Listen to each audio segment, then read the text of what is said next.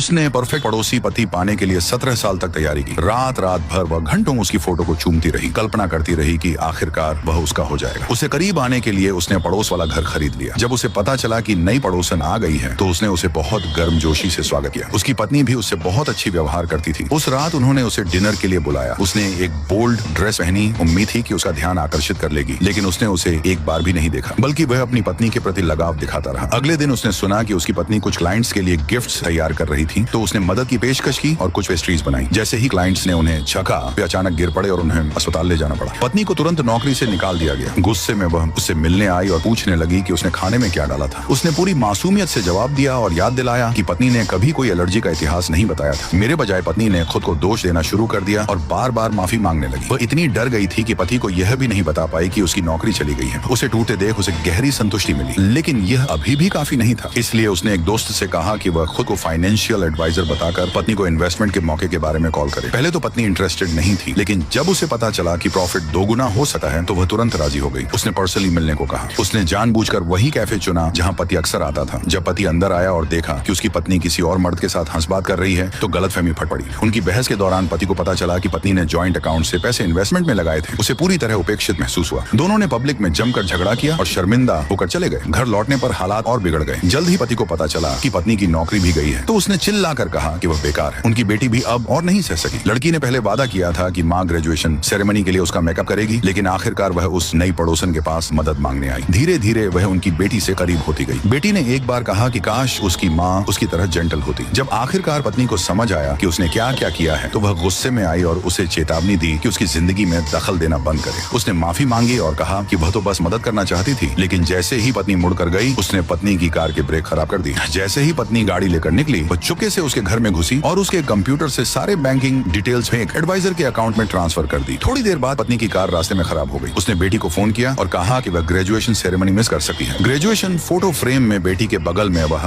नई पड़ोसन खड़ी थी। फोटो देखते ही पत्नी का चेहरा जम गया। घर पहुंचकर उसने देखा कि वह उसके पति और बेटी के साथ हंसवा कर रही है। बाहर से देखने में वे असली फैमिली जैसे लग रहे थे। पत्नी पूरी तरह कंट्रोल खो बैठी। पति ने सब कुछ उस पर ही दोष दिया, कहा कि उसने बेटी की जिंदगी के सबसे महत्वपूर्ण पल को मिस कर दिया, जबकि नई पड़ोसन ने मदद की। घर का माहौल फिर से ठंडा हो गया और उस रात असली डरावना हिस्सा अभी शुरू ही हुआ था।